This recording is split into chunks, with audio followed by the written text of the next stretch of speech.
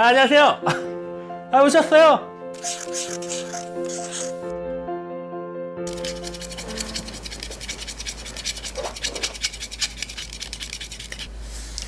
떨리네.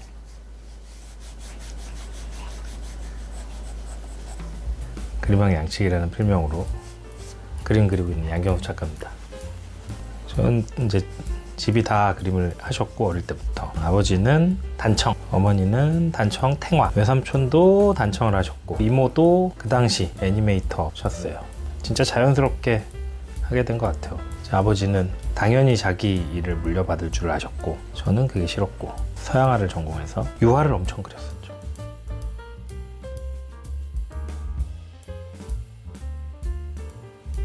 어릴 때부터 이제 대학교 때부터 그림으로 돈을 벌면서 일을 했죠. 벽화를 엄청 많이 그렸고, 앨범 자켓 같은 것도 그리면서 일단 그림으로 늘 알바 같은 거를 했던 것 같아요. 근데 이제 서양화, 회화 작가로 사실상 먹고 살기가 힘들구나를 늘 느끼면서 살았죠. 생각보다 쉽지 않구나. 공부도 엄청 더 많이 하고 유학도 갔다 오고 그래야 좀 더 작가로 먹고 사는데 지장이 없겠구나. 그런 것들을 학교를 다니면서 알게 됐습니다. 제가 02학번인데 학교는 4년 다녔는데 10년 만에 졸업했어요.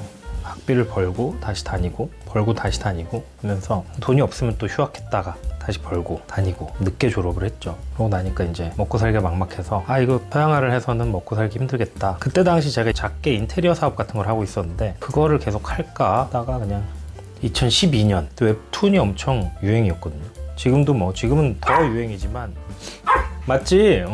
웹툰 유행이었지. 그때 웹툰이 엄청 유행이어서 오늘은 루피가 방해를 하네. 그래서 웹툰을 그려보자. 그때 제가 같이 살았던 동생 친구가 그 기안84 작가님이었어요. 건너 듣기로 그 친구가 만화를 하는데 돈을 엄청 잘 번다 그런 얘기를 듣고 그럼 나도 좀 해봐야겠다 해서 그때 이제 갖고 있던 물감 같은 거 다 팔고 학자금을 갚고 남은 돈으로 타블렛을 사서 도전을 했죠.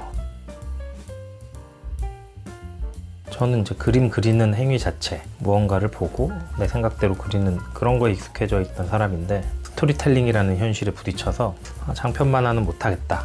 내가 잘하는 좀 컷수가 적지만 함축적인 의미를 담은 만화를 그려보자. 그래서 한 컷으로 지금의 이런 만화들을 그리게 됐죠.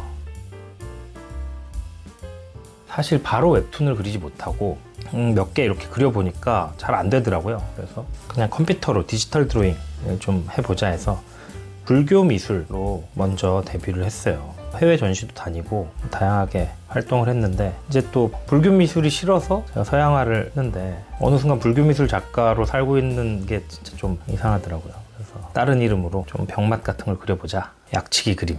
그 직장인들의 애환을 한 그림을 그리기 시작했죠. 그걸로 갑자기 막 그때 당시에 페이스북에 제 약치기 그림이라는 페이지가 있었는데 한 몇천 명이었는데 자고 일어나니까 몇만 명이 돼 있고 또 며칠 지나니까 10만 명이 돼 있고 그때 어땠냐면 16년 8월 7월에 제가 연남동에서 이 불교 미술이랑 웹툰이랑 같이 전시를 했었는데 KBS 뉴스에서 취재가 나왔어요. 요즘 직장인들 어쩌고 저쩌고 이런 것들에 공감한다. 그래서 인터뷰를 하고 다음 날이 되니까 막 페이스북 제 페이지에 막 구독자 엄청 늘어 있었고 메일에 막 광고 콜라보 제의 그런 게 몇십 개씩 와 있고 9월에 이제 그게 갑자기 막 이렇게 돼서 11월 말에 제가 집을 샀어요. 그때 제가 500에 45짜리 1.5층 집에 살고 있었는데 2달 반 만에 집을 샀습니다. 인생 역전했죠, 그림으로.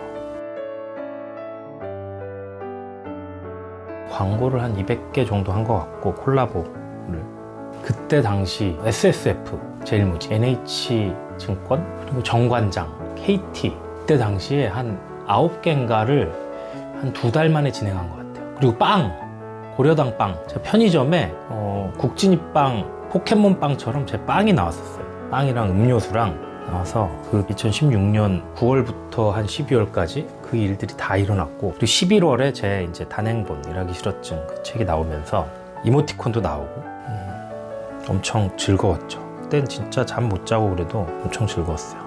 제가 그 서양화를 하게 돼서 부모님이랑 사이가 진짜 안 좋아져서 아버지랑 5월 1일 날 가출을 했거든요. 가출을 해서 그때부터 학교도 뭐 혼자 벌어서 다니고 집도 혼자서 살고 완전 독립이 됐죠. 반지하, 지하 이런 데서 계속 돌아다니면서 살았었는데 그렇게 산 지 15년 만에 그림으로 잘 돼서 광고도 많이 하게 되고 책도 나오고 그때 제가 예능도 나왔었어요. 명견말리 이런 데도 나가고 테드 강연 이런 것도 하고 제가 9월부터 12월 초 11월 말까지 해서 지금 이 2층 집을 그때 산 겁니다. 자고 일어나면 막 찍혀있고 자고 일어나면 찍혀있고 그래서 제 이모티콘을 쓰는 연예인도 있었고 이모티콘도 첫 달 수익이 엄청났죠. 거의 뭐 차 한 대 값이 나왔어요. 그 진짜 제가 한 5,000번 정도 받은 질문인데 그래서 저는 어떻게 답하냐면 주호민 작가님도 죽어보지 않고 신과 함께 그렸다라고 늘 답합니다. 고정 멘트예요. 제가 20살 때 이제 가출을 해서 장사도 해보고 벽화도 오래 그렸고 알바도 너무 많이 해봤고 어쨌든 어린 시절이고 하니까 무조건적으로 을의 입장으로 있을 수밖에 없잖아요. 그래서 그런 것들을 사실 제가 되게 우스갯소리로 얘기하지만 나는 나름 순화해서 직장인 공감용으로 그린 거다.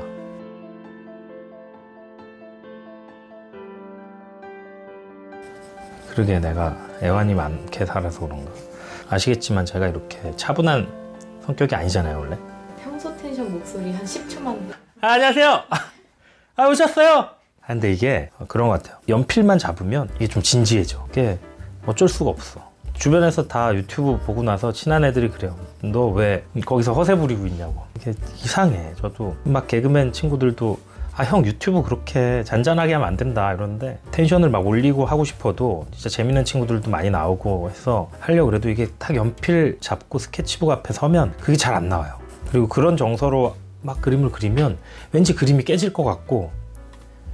근데 제 근본이 연필로 사람을 그리는, 저 어릴 때부터 친구들 그리고 막 친구들 여자친구 그려주고 막 수업 시간에 선생님 그리고 있고 이런 거 많이 했거든요. 나이가 40이 되고 내가 너무 맨날 자기 복제하는 것 같고 좀 매너리즘에 빠지고 있을 때 딱 그럼 내 근본은 뭘까 생각하니까 연필로 얼굴을 그리는 거였더라고요. 그래서 옆모습은 뭐 되게 다양한 이유가 있어요. 사실 처음에 어릴 때 옆모습을 그리게 된 건 눈을 하나밖에 안 그려도 되니까 그게 좋아서 시작을 했는데 그려주다 보니까 사람들이 자기 완전 측면 옆모습을 잘 못 보잖아요. 뭐 누가 필름 카메라로 찍어줘야 보는데 그때 당시에 누가 필름 카메라로 옆모습을 찍어줘. 정면에서 이러고 있는 거나 찍지. 그러니까 자기 옆모습을 잘 모르는 거야. 그래서 이렇게 친구 옆에서 이렇게 공부하고 있으면 제가 막 그려주고 이런 것들을 하면서 옆모습이 되게 매력적이구나. 옆모습을 그린다는 건 그리는 나도 그림을 받는 당사자도 기분이 좋은 일이구나. 이거를 알게 돼서 옆모습을 많이 그렸죠.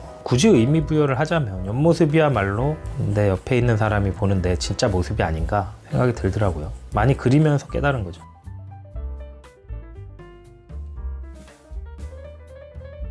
유튜버로서의 계획은 뭐 열심히 안 지치고 하는 것밖에 없죠. 지치지 않고 계속 사람들이랑 얘기하면서 그림을 그려야겠다. 웹툰 그리는 거는 사실 저는 어떤 저의 소통의 창구, 그리고 정말 내가 많은 대중분들과 나눌 수 있는 가장 최적의 공간이다 그런 생각을 하고 인스타나 SNS는 하고 있죠.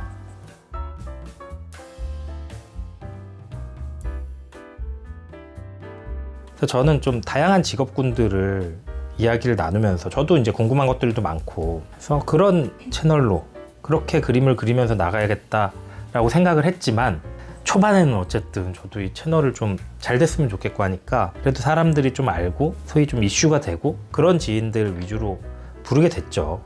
그러다 보니 뭐 코미디언, 연예인 이런 분들이 많이 왔고 제가 이 채널이 그래도 조금이라도 더 성장하면 그때는 정말 다양한 직업군들을 모셔서 아무도 안 보는데 그런 분들 모셔갖고 오시기도 힘들 텐데 얘기를 나누는 것보단 제 채널에 나와준 분들도 다 엄청 바쁜 분들이고 심지어 엄청 유명하고 이런 분들도 나와 주셨지만 그분들은 상대적으로 내 채널이 아니어도 이야기를 할 공간들이 많잖아요. 귀 기울여주는 사람들도 많고. 근데 어떤 그냥 일반적으로 우리 옆에 있지만 우리가 이야기를 못 들었던 직업군의 이야기들은 많이 보지 않는 어떤 채널이나 플랫폼에서 다루면 그분들한테도 신뢰가 되니까 제가 일단 채널을 열심히 키워서 그런 다양한 직업군들과 다양한 사람 사는 이야기를 좀 나눠볼까. 사실 그거 하려고 이거 시작한 거예요. 제가 몇 분이 있어요, 몇 분. 첫 번째는 큰 목표지만 저희 인생을 바꿔준 우리 원피스 작가님 오다 센세이를 꼭 한번 제가 만화를 하면서 가지게 된 가장 큰 꿈은 내가 죽기 전에 오다 선생님을 어떻게 멀찌감치해서라도 한번 대화를 나누면 물론 너무 좋겠지만 일본어 안 되는 일본어로라도 내가 정말 그리고 전 뭐 당연히 저도 예능을 엄청 좋아했던 사람이기 때문에 당연히 뭐 윤우님 같은 분들 한번 그려드리고 싶고 그리고 그 김승진 선장님이라고 계세요. 무동력 배로 바다 일주를 하신 그분 제가 이야기를 찾아보면서 엄청 진짜 가슴이 뜨거워졌거든요. 그분 기회가 된다면 한번 그려드리고 인생 얘기를 좀 듣고 싶죠.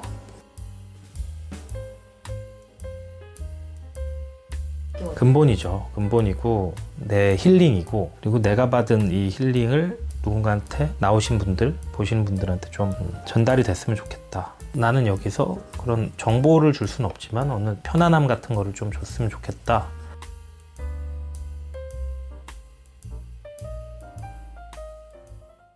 유튜브가 잘 됐으면 좋겠고 잘 된다는 게 막 몇백만 이런 것도 물론 좋지만 좀 이걸 통해서 진짜로 좀 힐링을 받으셨으면 좋겠어요. 엄청난 큰 힐링이 아니더라도 그냥 이런 사람들은 이렇게 사는구나 이런 얘기들. 작가로서는 뭐 지치지 말자. 제가 사실 최근에 좀 많이 지쳐갖고 건강도 안 좋아지고 막 그랬는데 지치지 말자. 슥슥 그리는 것 같지만 캐릭터 하나하나마다 영혼을 불어넣고 있습니다. 치우치지 않고 기가 막히게 그려볼게요. 괜찮으세요?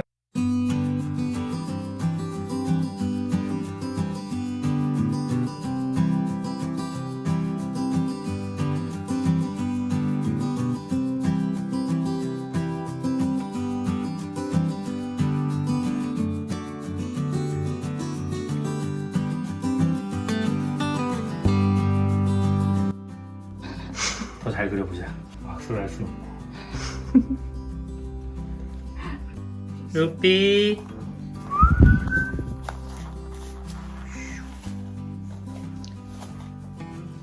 루피 형한테 인사해.